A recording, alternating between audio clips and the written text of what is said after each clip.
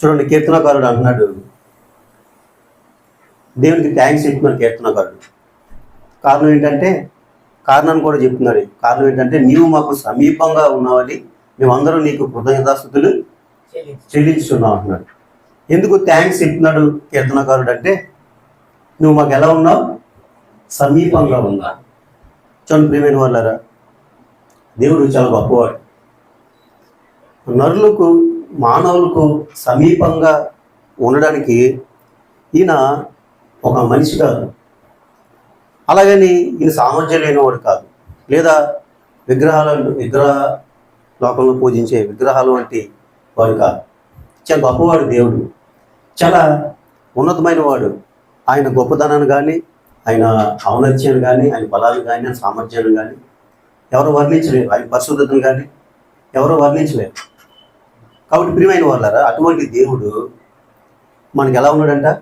సమీపంగా ఉన్నాడు.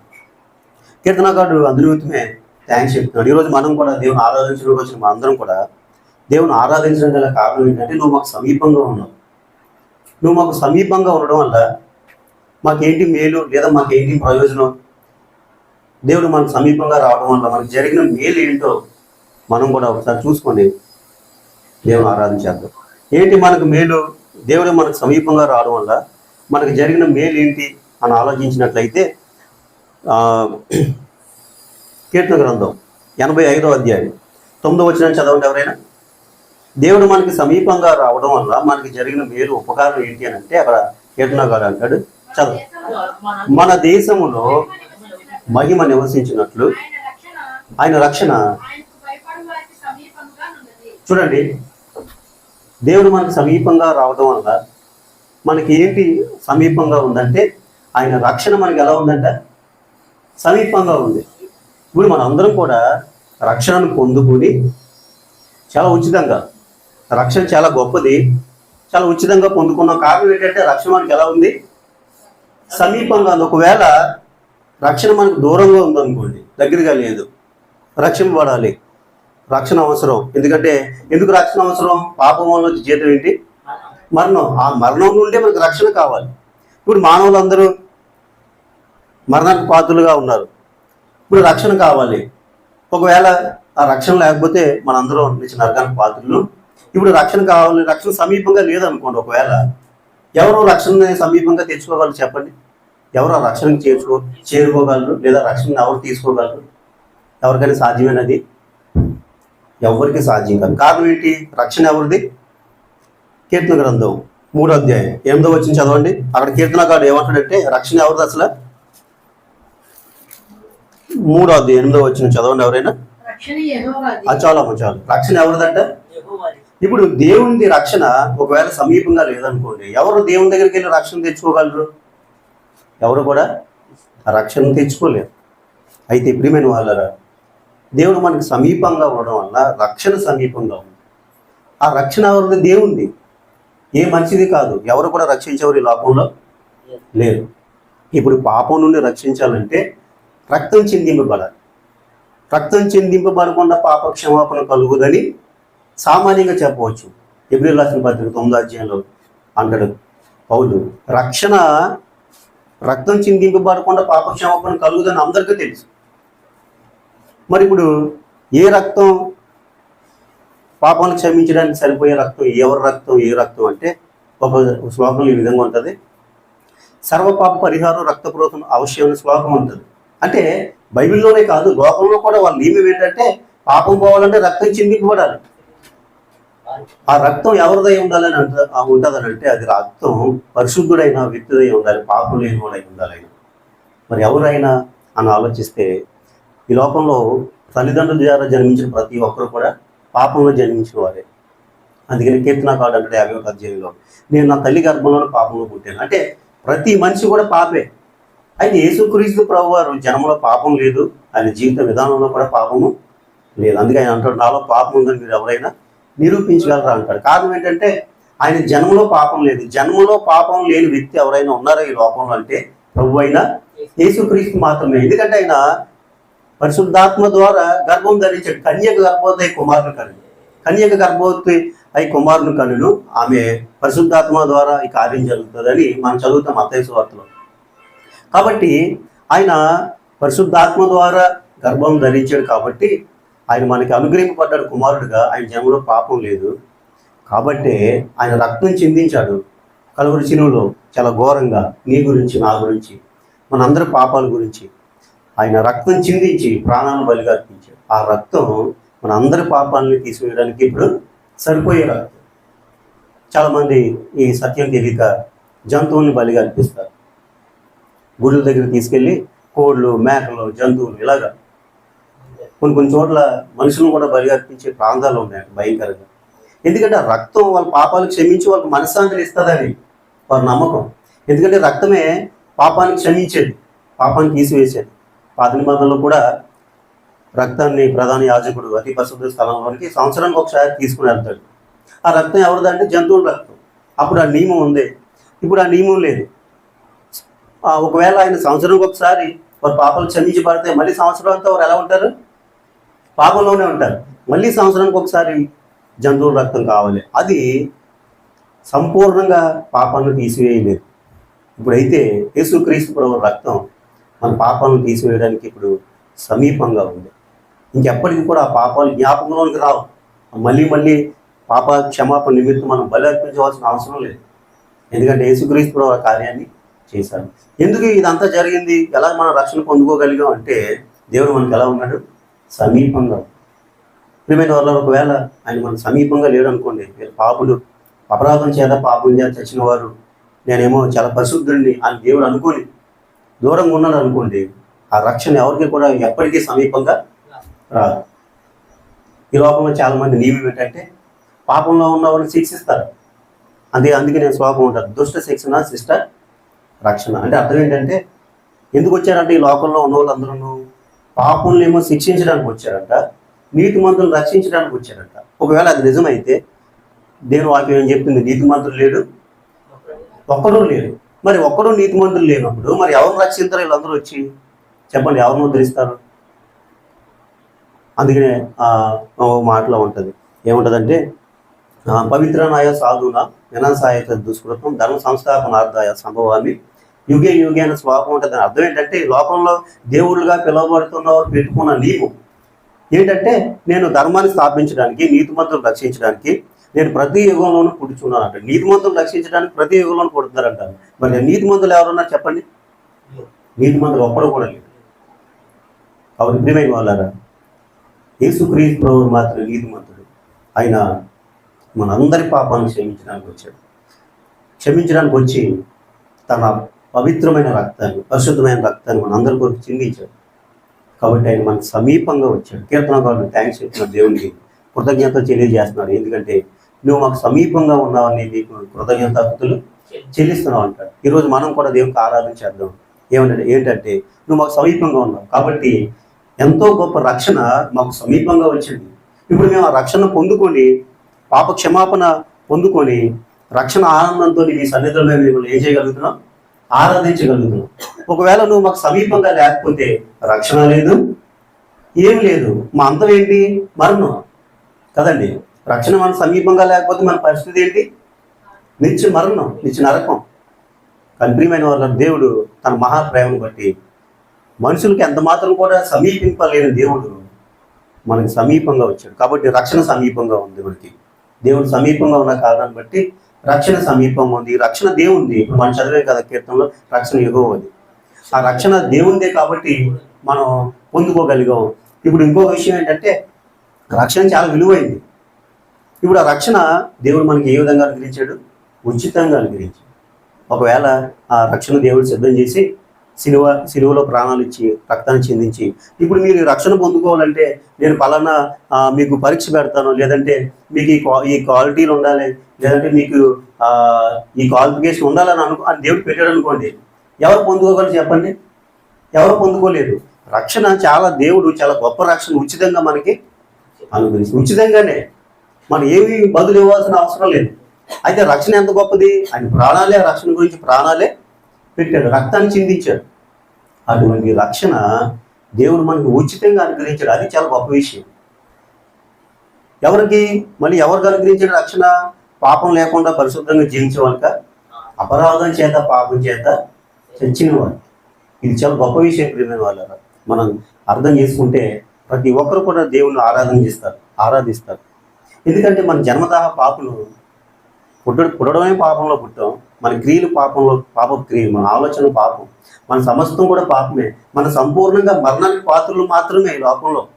అయితే దేవుడు తన మహాకృపను బట్టి, మహాప్రేమను బట్టి రక్షించడానికి లోకంలోనికి వచ్చాడు. ఎవరు కూడా నువ్వు మానవుల్ని సృష్టించావు, వాళ్ళు పాపంలో పడిపోయి నరకానికి పాత్రలుగా ఉన్నారు, నువ్వు వెళ్ళి రక్షించాలి, ఎవరు కూడా ఆయన్ని పంపలేదు. ఎవరు ఆయన మీద అధికారం లేదు.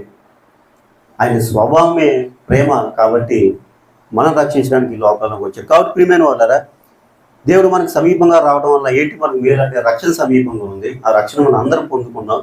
రక్షణ వల్ల ఆనందం వచ్చింది, రక్షణ వల్ల చాలా సంతోషం ఉంది, మనశ్శాంతి వచ్చింది. ఈ లోకంలో చాలా మంది మనశ్శాంతి లేకుండా జీవించడానికి గల కారణం ఏంటంటే వారు రక్షణ లేదు వారికి. ఈ లోకంలో ధనం ఉండొచ్చు, డబ్బులు ఉండొచ్చు, పేరు ప్రఖ్యాతులు ఉండొచ్చు, లేదా పెద్ద పెద్ద జాబులు ఉండొచ్చు, ఆస్తి ఐశ్వర్యాలు ఉండొచ్చు, కానీ వారికి ఏం లేదు, రక్షణ లేదు. ఆ రక్షణ బట్టి మనశ్శాంతి వస్తుంది, ఆనందం వస్తుంది, నిజమైన సంతోషం వస్తుంది తప్ప ధనాన్ని బట్టి, డబ్బుని బట్టి, ఇటుని బట్టి కాదు. కాబట్టి ప్రియమైన వాళ్ళారా, యేసు ప్రభువుని ఎవరైతే అంగీకరించారో, ఎవరైతే వాళ్ళ హృదయంలో సొంత రక్షణగా అంగీకరించారో, రక్షణను ఎవరైతే పొందుకున్నారో వాళ్ళు ఉండే ఆనందం ఈ ప్రపంచంలో ఎవరికి ఉండదు. ఎంత నష్టమైన, కష్టమైన, బాధ అయినా, ఒకవేళ ఎటువంటి ప్రమాదాల్లో ఉన్న వారి హృదయంలో ఏ ఆనందం ఉంటుంది? రక్షణ ఆనందం ఉండదు. అది కోట్లు పెట్టినా సరే ఎవరో పర్లేదు. ఎవరికీ లేదు ఈ లోకంలో, ధనవంతులు ఎవరికి. చూడండి, అమెరికాలోనూ కామెడీ షో జరుగుతూ ఉంటుంది. కామెడీ షో అంటే అతను జోకర్ ఏంటి దాన్ని ఏమంటారు, జోకర్ లాగా గెటప్ వేసుకొని చాలా నవ్వింతాడు అనమాట. ఒక అతను ఒక రోజు డాక్టర్ గారి దగ్గరికి వచ్చి, అదే ఈ జోకర్లా గెటప్ వేసి నవ్వించే అతను చాలా ఫేమస్ అంటే ఎక్కడ, అమెరికాలో. అతను షో చూడడానికి ఎవరైతే వస్తారో వాళ్ళు చాలా ఆనందంగా, సంతోషంగా నవ్వుకొని వెళ్తారంట. అంత గొప్ప ఫేమస్ అనమాట అతను. అయితే ఒకరోజు డాక్టర్ గారి దగ్గర ఒక వ్యక్తి వచ్చానంట, అంటే నాకు నా హృదయంలో సంతోషం, ఆనందం లేదు, నాకు సమాధానం లేదండి, మానసిక వైద్యుడి దగ్గరికి వచ్చి చెప్తున్నాడంట. ఇప్పుడు ఆయన అన్నాడంట, బాబు అని మీకు ధనం, డబ్బు, ఐశ్వర్యం అన్నీ ఉంటే ఎన్నో వస్తాయన్నాడంట. ఇప్పుడు ఆయన అన్నాడంట, అంటే నాకు చాలా ధనం ఉందండి, చాలా డబ్బు ఉంది, చాలా ఐశ్వర్యం, ఆస్తి ఉంది, చాలా బంధువులు, స్నేహితులు ఉన్నారు, అయినా సరే నా మనసులో నిజమైన ఆనందం లేదు అని అన్నాడంట. అప్పుడు డాక్టర్ సలహా ఇచ్చాడంట, ఏమని మన దేశంలో కామెడీ షో జరుగుతుంది కదా ఎప్పుడును, అతను షోకి వెళ్ళిన వాళ్ళు నిజంగా ఆనందాన్ని పొందుకుంటారు, మీరు ఆయన షోకి వెళ్ళండి అని చెప్పాడంట. ఎవరికి? ఆ వచ్చిన వ్యక్తికి. ఆ వచ్చిన వ్యక్తి అన్నాడంట, ఏమండి మీరు ఏ వ్యక్తి అయితే చాలా గొప్పగా నవ్వించగలరని చెప్తున్నారో, ఏ వ్యక్తి అయితే చాలా గొప్ప సంతోషాన్ని ఇవ్వగలరని చెప్తున్నారో ఆ వ్యక్తి నేనే అని చెప్పాడంట. ఎవరంట ఆ వ్యక్తి? అందరిని నవ్వించేవాడికి ఏం లేదు, ఆనందం లేదు, హృదయంలో నిజమైన సంతోషం ఎందుకు లేదు? ఆయనకు ఆయుస్తం ఉంది, ఐశ్వర్యం ఉంది, అన్నీ ఉన్నాయి, చాలా గొప్ప ఫేమస్ అతను. అయితే ఎందుకు లేదు ఆయన హృదయంలో? ఆయనకి ఏం లేదంటే ఆయనకి పాప క్షమాపణ ద్వారా నిజమైన ఆనందం వస్తుంది. ప్రియమైన వాళ్ళ, నిజమైన సంతోషం, నిజమైన ఆనందం ఎలా వస్తుంది? పాప క్షమాపణ ద్వారా వస్తుంది. అనేక మందికి మనశ్శాంతి లేక చచ్చిపోయిన చాలా మంది ఉన్నారు, మీకు తెలుసో తెలియదు, కానీ ఆత్మహత్య చేసుకొని లెటర్లో రాసి నాకు నిజమైన ఆనందం లేదు. ధనవంతులు. కారణం ఏంటంటే వారు పాపాలు క్షమించబడలేదు. తద్వారా పాప క్షమాపణ ద్వారా కలిగే ఆనందం, సంతోషం చాలా గొప్పది. అందుకు పేతురు అంటాడు, చెప్పన సత్యమైన మహిమయుక్తమైన, పేతురు రాసిన మొదటి అధ్యాయం 9వ వచనంలో అంటాడు, చెప్పన అసఖ్యమైన మహిమయుక్తమైన సంతోషం. చూడండి ఒకసారి, పేతురు రాసిన మొదటి పత్రిక 2వ అధ్యాయం 9వ వచనం అనుకుంటా, చదవండి ఎవరైనా. అది ఎటువంటి సంతోషం అంటే అది మొదటి పేతురు చెప్పండి ఏంటమ్మా.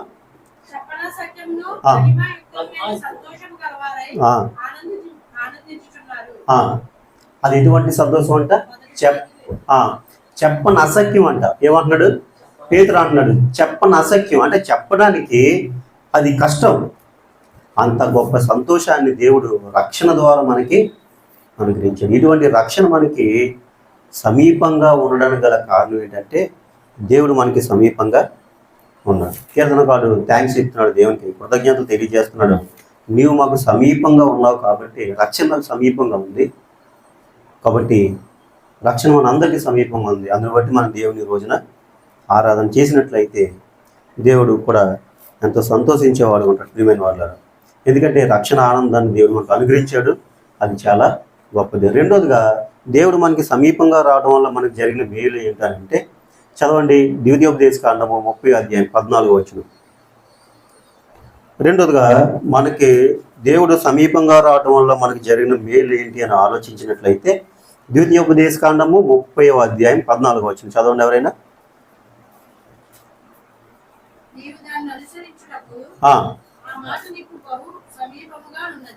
బహు సమీపంగా ఉన్నది. చాలా ఒకసారి ఆగండి. ఇక్కడ ఏమన్నాడంటే దేవుని వాక్యాన్ని గురించి మాట్లాడుతూ అంటున్నాడు, ఆ మాట నీకు బహు సమీపంగా ఉన్నది, నీ హృదయమున నీ నోట ఉన్నది. ఏ మాట అది ఏంటి అని ఆలోచించినట్లయితే దేవుని మాట, దేవుని వాక్యం. మొదటగా రక్షణ మనకు సమీపంగా ఉంది, ఆ రక్షణను బట్టి మనం చాలా ఆనందిస్తూ సంతోషిస్తూ ఉన్నాం.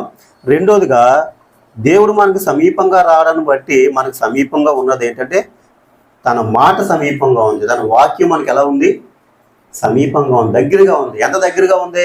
మన అందరి చేతిలో ఏముంది? దేవుని వాక్యం ఉంది. దేవుని వాక్యం ప్రియమైన వాళ్ళారా, ఇది మాట ఎవరిది? ఇందులో ఉన్న ప్రతి అక్షరం ఎవరిది? దేవునిది. ఇందులో ఉన్న ప్రతి అక్షరం ఎవరిది కాదు, ఇందులో ఉన్న ప్రతి మాట ఎవరిది? దేవునిది. దేవుని మాట మనకి ఎంత దగ్గరగా ఉంది? ఇప్పుడు మన హృదయంలో ఉంది, మన నోట ఉన్నది. ఎందుకు మన హృదయంలో మన నోట ఆయన ఉంచాడు అంటే, మన హృదయంలో ఎందుకు ఉంది ఆ మాట అంటే, ఎందుకు దేవుడు మన హృదయంలో ఉంచాడంటే, మన కష్టకాలంలో, మన శ్రమంలో, మన బాధల్లో ఆ మాట మనకి ఉపయోగపడుతుంది. మన నోట ఎందుకు ఉందంటే, మనం అనేక మందికి ఆయన గురించి చెప్పడానికి మన నోట ఆయన మాట దేవుడు పెట్టాడు. ప్రియమైన వాళ్ళ, ఈ వాక్యం సమీపంగా ఉంది, ఇది దేవుని మాట. ఈ వాక్యాన్ని, ఈ మాటను మనం పొందుకోవాలంటే దేవుడు మనకు సమీపంగా రాకపోతే ఈ మాట మనకు దొరకదు, మనకి చాలా దూరంగా ఉంటుంది. అప్పుడు దేవుని వాక్యం లేకపోతే మనుషులు అందరూ కూడా నశించిపోతారు. ఒక చోట ఉంటుంది, సామెతలోనే ఎక్కడ ఉంటుంది, నీ మాట మాకు లేకపోతే మీ జనులు నశించిపోతారని ఉంటుంది ప్రియమైన వాళ్ళు. అయితే మనం సజీవులుగా క్షేమంగా మన కష్టాల్లో బాధలో మనకి దేవుని మాట సమీపంగా ఉంది కాబట్టి మన శ్రమలో మనల్ని ఆదరిస్తుంది, మన కష్టంలో మన బాధలో అది మనకి ఎలా ఉంది, సమీపంగా ఉండి మనల్ని ఆదరిస్తూ మనల్ని రక్షిస్తూ మనల్ని ఓదార్చేదిగా ఉంది. ఒకవేళ ఈ మాట మనకు దూరంగా ఉందనుకోండి, అప్పుడు ఈ లోకంలో ఏ మాట కూడా మనల్ని ఏం చేయలేదు, చెప్పండి, ఏం చేయలేదు. మన కష్టాల్లో, మన బాధల్లో మనకి నెమ్మది కలుగు చేయలేదు, ఆనందాన్ని కలుగు చేయలేదు. ఎందుకంటే ఈ మాటలు, ఈ లోక సంబంధమైన మాటలు అప్పుడు వరకే ఏంటి, ఆనందాన్ని కలుగు చేస్తాయి. కానీ ఇది మన జీవితాంతం మనకి ఆనందాన్ని కలుగు చేస్తాం. అందుకని కీర్తనకారుడు అంటాడు, నీ వాక్యమే నేను బ్రతికించాను, నా బాధలో ఇదే నాకు బాధలో నెమ్మది కలుగు చేసేది దేవుని మాట మాత్రమే ప్రియమైన వాళ్ళ. ఇంకా ఎవరి మాట కూడా బాధలో నెమ్మదిని కలుగుచేది. అంటే ఇటువంటి మాట మనకి ఎలా ఉంది, ఇప్పుడు సమీపంగా ఉంది, మన హృదయంలో ఉంది, మన నోట ఉంది, మన చేతిలో ఉంది, మనం చదువుకోగలుగుతున్నాం ఈజీగా. ఇది దేవుని మాట ప్రియమైన వాళ్ళ. ఇది ఏ రాజకీయవేత్త మాటలో కాదు, ఈ ఫిలాసఫర్స్ మాటలు కాదు.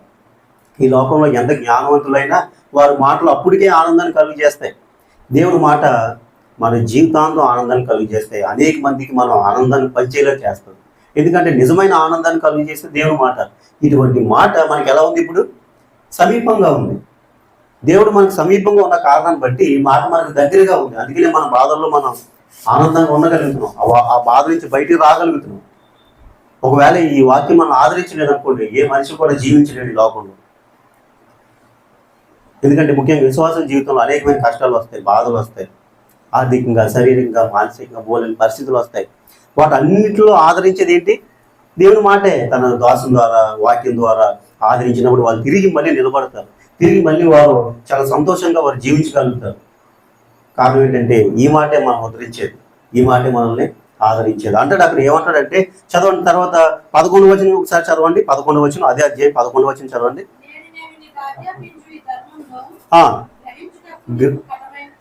నీకు కఠినమైనది కాదు, దూరమైనది కాదు. ఏమంటున్నాడు?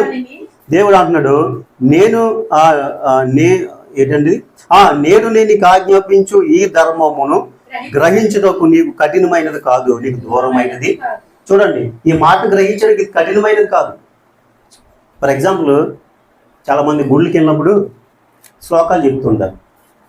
అక్కడికి వెళ్ళినకి ఏమైనా అర్థం అవుతుంది? అది చెప్పండి, అర్థం అవ్వదు. ఇప్పుడు ఏదైనా కష్టంలో బాధలో ఉన్నవాడు, ఫర్ ఎగ్జాంపుల్ హిందువులు గుడికి వెళ్ళారు అనుకోండి, అందులో వచ్చే శ్లోకం చెప్తాడు, అది అర్థం కాదు. ఎలాగ ఆదరిస్తుందా మాట చెప్పండి? ఆదరిస్తుందా? అసలు దానికి మీనింగే తెలియదు కదా. ఇక్కడ అంటున్నాడు, ఆ మాట నీకు కఠినమైనది కాదు, అది నీకు అర్థం అవ్వకపోవడానికి అది కఠినమైనది కాదు, అలాగని అది నీకు దూరమైనది కూడా కాదు. మరి ఏంటి ఆ మాట ఎటువంటిది అంటే 12వ వచనం కూడా చదవండి. మనం దానిని విని గైకొనున్నట్లు ఎవడు ఆకాశమునకు ఎక్కిపోయి మన యొద్దకు దాన్ని తెచ్చును అని నీవు అనుకున్నటకు అది ఆకాశమందు ఉంటున్నది కాదు. చూడండి ఏమన్నాడంటే, మనం దాన్ని విని గైకున్నట్లు ఎవడు దాన్ని ఆకాశంలోకి ఎక్కి మన యొద్దకు తెచ్చున్నా నువ్వు అనుకుంటున్నావేమో. ఒకవేళ నువ్వు అలా అనుకోవద్దు, ఎందుకంటే అని నువ్వు అనుకుంటున్నావేమో అది ఆకాశమందు ఉండినది కాదు. ఒకవేళ నువ్వు దేవుని మాట ఇంకా ఆకాశంలో ఉందని అనుకుంటున్నావేమో, అది ఆకాశంలో లేదు, అది ఎక్కడుంది? నీ హృదయంలో, నీ చేతిలో, నీ నోట్లోనే ఉంది. ఒకవేళ ఎవరన్నా దాన్ని తీసుకురావలేమో, అది ఆకాశంలోనే ఉందేమో అని అనుకుంటున్నావేమో, అలా అనుకోవద్దు. ఎందుకంటే అది మనకు సమీపంగా ఉంది, దగ్గరగా ఉంది, మన నోట్లో ఉంది, మన హృదయంలో ఉంది. చూడండి ఎంత సమీపంగా ఉందో దేవుని మాట. అది కఠినమైనది కాదు. ఒకవేళ కఠినమైనది అనుకోండి, అర్థం కాలేదనుకోండి, మన బాధలో మనకు నెమ్మది ఎలా వస్తే చెప్పండి?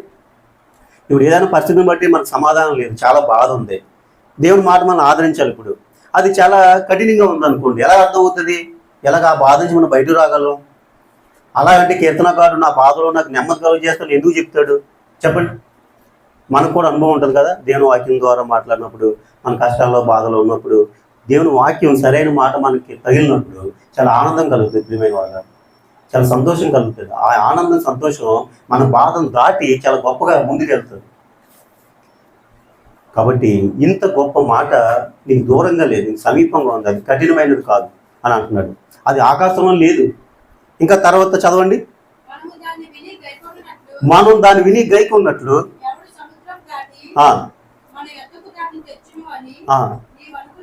నువ్వు అనుకోవడం ఎలా? ప్రశ్న కొడుతుంది. అది సముద్రం దాటి తేవాలని నువ్వు అనుకోవడం ఎలా? చదవండి తర్వాత. అది సముద్రపు అద్దరిని మించినది కాదు. ఒకవేళ నువ్వు ఆకాశం ఉందనుకుంటున్నావో, లేదంటే సముద్రపు అద్దరిని ఉందనుకుంటున్నావో, లేదంటే సముద్రం దాటి నేను వెళ్ళి దాన్ని తెచ్చుకోలేమో మాట అనుకుంటున్నావేమో, అది సముద్రపు అద్దరిని దాటి లేదు, అది సముద్రపు అద్దరిని మించినది కాదు. నువ్వు సముద్రాలు, సప్త సముద్రాలు వెళ్ళి దాన్ని తెచ్చుకోవాలని అనుకుంటున్నావేమో, అది సముద్రాలు అవతల లేదు. ఆ మాట ఎక్కడ ఉంది? నీకు నీ హృదయంలో ఉంది, నీ దగ్గరే ఉంది. ఆకాశంలో ఉంది అనుకుంటున్నావు, అది ఆకాశంలో లేదు. ఎక్కడుందా మాట? మన హృదయంలో, మన నోట. ఇంత గొప్ప దేవుని మాట చూడండి ఎంత సమీపంగా ఉందో మనకి. కాబట్టి దేవుని పల్లి ప్రపంచంలో ఎక్కడున్నా వాళ్ళకి ఎటువంటి బాధలు వచ్చినా దేవుడు మాట్లాడినప్పుడు ఆ బాధలు ఏవి కూడా లెక్కలోనికి రావు. దేవుని వాక్యం బలపరిచినట్లుగా ఏ మాట కూడా బలపరచలేదు. అందుకని కీర్తనకారుడు అంటాడు, నెమ్మది కలుగు చేయండి, నా బాధలో ఇదే నాకు నెమ్మది కలుగు. నెమ్మది కలుగు చేయాలంటే ఏ మాట కూడా నెమ్మది కలుగు చేయలేదు, దేవుని మాటే నెమ్మది కలుగు చేస్తాం. ఆ నెమ్మది ఎంతో గొప్పగా ఉంటుంది, అనుభవించే వాళ్ళకి అర్థం అవుతుంది. ఆ నెమ్మది మనకి దేవుని వాక్యం కలుగు చేస్తుంది. ఈ వాక్యం మన హృదయంలో, మన నోట, మన దగ్గర, మనకు సమీపంగా ఉంది. కాబట్టి ప్రియమైన వాళ్ళ కీర్తనకారుడు థ్యాంక్స్ చెప్తున్నాడు, నువ్వు మన సమీపంగా ఉన్నావు కాబట్టి రక్షణ సమీపంగా ఉంది, నీ మాట సమీపంగా ఉంది, నీ మాట మా శ్రమంలో, బాధల్లో మమ్మల్ని బ్రతికించేది, మమ్మల్ని బలపరిచేది. ఈ మాట ఆకాశంలో లేదు, సముద్రాలు దాటి అద్దరిని ఎక్కడో లేదు, అది మా హృదయంలోనే ఉన్నది అని దేవుడు చెప్పినట్టు స్వయంగా. కాబట్టి ప్రియమైన వాళ్ళరా, ఇంత గొప్ప మాట మనకి సమీపంగా ఉన్నది. ఈ మాట మనం ఆదరించేది, మనం బలపరిచేది, మన శ్రమంలో, బాధల్లో, కష్టాల్లో. యవనస్తులకి చక్కగా ఈ లోకంలో, ఈ లోకం మీద విజయాన్ని ఇస్తారు దేవుని మాట యవనస్తులకి. ఎందుకంటే చదవండి 119వ అధ్యాయం 9వ వచనం చదవండి. 119వ అధ్యాయం 9వ వచనం చదవండి. కీర్తన గ్రంథం 119:9. యవనస్తులు దేని చేత తమ నడకను చదవండి. శుద్ధిపరచుకుందరు నీ వాక్యమును బట్టి నీ వాక్యమును బట్టి. దానిని జాగ్రత్తగా చూసుకుని చూడండి, యవనస్తులు వారి నడత వాళ్ళ ప్రవర్తన ఎలా మార్చుకోగలరు? నీ వాక్యాన్ని బట్టి జాగ్రత్తగా ఎవరైతే చూసుకుంటారో వాళ్ళు నడక దేని బట్టి మార్చుకోగలరంట? దేవుని వాక్యాన్ని బట్టి మార్చుకోగలరు వాళ్ళ ప్రవర్తన. ఇంకే విధంగా కూడా వాళ్ళ ప్రవర్తన మారదు. వారు పరిశుద్ధంగా జీవించాలన్నా, ఏ విధంగా చక్కగా ఈ లోకంలో బ్రతకాలన్నా దానికి మార్గం ఏంటి? దేవుని వాక్యమే. కాబట్టి ఈ వాక్యాన్ని మనం అనుదినం ధ్యానించాలి, అనుదినం చదవాలి, హృదయపూర్వకంగా దాన్ని పఠించాలి. అందుకనే నువ్వు విని దాన్ని గైకొన్నట్లేదు. ఆకాశంలో లేదు, అది సముద్రాలు దాటి లేదు, అది మనకు దూరంగా లేదు, అది మన దగ్గరగానే ఉన్నది. కాబట్టి దేవుని ఆరాధించడానికి వచ్చిన మనం ఈరోజు దేవుని ఆరాధిస్తున్నాం. ఏమని? నువ్వు మాకు సమీపంగా ఉన్నావు కాబట్టి రక్షణ సమీపంగా ఉంది, నీ మాట మాకు సమీపంగా ఉంది. చివరిగా ఇంకొక విషయాన్ని చూసుకొని మన ఆరాధనలోకి వెళ్దాం. చూడండి, 143 అధ్యాయం కీర్తన గ్రంథం 145:18 చదవండి ఎవరైనా. 145:18. 145 అధ్యాయం 18 వచనం. తనకు మొరపెట్టు వారందరికీ, తనకు నిజంగా మొరపెట్టు వారందరికీ యెహోవా సమీపంగా.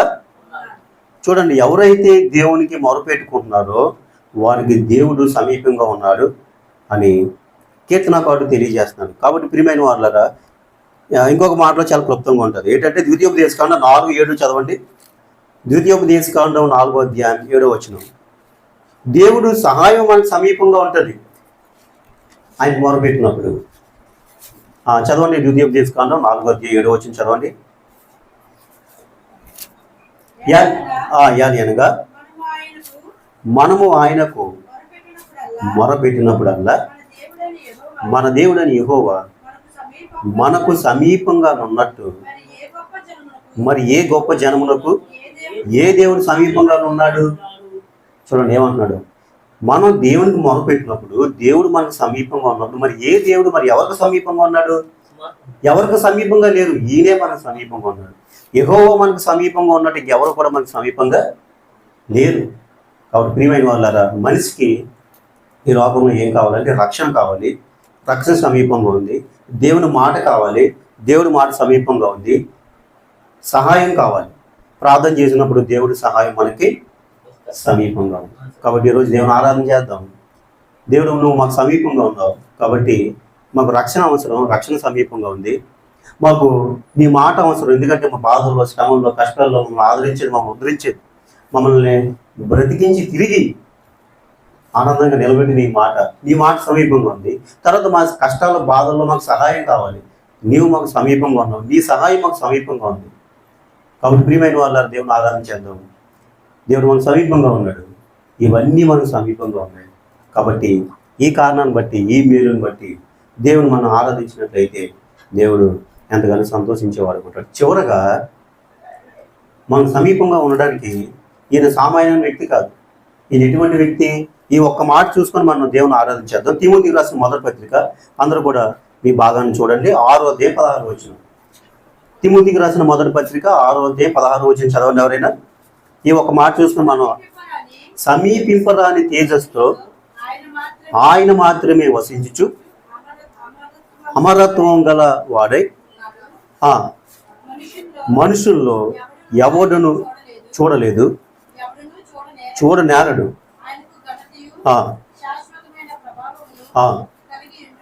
కలిగి ఉండును గాక. ఆమేన్. చూడండి అంటున్నాడు ఇక్కడ తిమోతికి రాసిన మొదటి పత్రికలో అపోస్తలుడైన పౌలు ఏమన్నాడంటే, సమీపింపరాని తేజస్సులో ఆయన మాత్రమే వసించుచు అమరత్వం గలవాడే మనుషుల్లో ఎవరును ఆయన చూడలేని స్థితిలో ఉన్నాడు. ఎవరు ఆయన సమీపించలేదు. చూడండి, ఈయన మన సమీపంగా రావడానికి ఈయన ఏమైనా సామాన్యమైన వ్యక్తి కాదు. ఎవరు సమీపింపరాని తేజస్సులో నివసించే దేవుడు ఇప్పుడు మనకి ఎలా ఉన్నాడు? సమీపంగా ఉన్నాడు. ఎవరు సమీపింపరాని తేజస్సులో అమరత్వం కలవాలని నివసించే దేవుడు ఏ మనిషిని చూడలేడు, ఏ మనుషుని చూడలేడు. అలాగని పరలోకంలో ఉన్న ఏ దేవతలను కూడా ఆయన చూడలేడు. అందుకంటే ఆయన మహిమను, ఆయన గొప్పతనాన్ని చూడలేక 2 రెక్కలతో వాటి ముఖాన్ని ఏం చేస్తున్నాయట? కప్పుకునే కారణం ఏంటి అంటే ఎవరు సమీపింపలేని, ఎవరు చూడలేని అమరత్వం కలిగిన దేవుడు ఈరోజు మనకు ఎలా ఉన్నాడు? సమీపంగా ఉన్నాడు. దీని అంత గొప్ప దేవుడు మనకు సమీపంగా ఉన్నాడు. ఇది సామాన్యమైనవాడు కాదు. ఎవరు సమీపించలేని దేవుడు, ఎవరు సమీపింపరాని తేజస్సులో నివసించే దేవుడు ఆఫ్టర్ ఆల్ అంతలో గతించిపోయి అందులో నశించిపోయి మానవుడికి దేవుడు ఎలా ఉన్నాడు? సమీపంగా ఉన్నాడు ప్రియమైన వాడు. కాబట్టి ఇటువంటి దేవుని మనం ఆరాధన చేయడానికి వచ్చాం. అటువంటి అనుభవంతో దేవుని ఆరాధన చేస్తే దేవుడు ఎంతో సంతోషించేవాడుగా ఉంటాడు. దేవుడి మాటలు దీవించును గాక. ఆమేన్.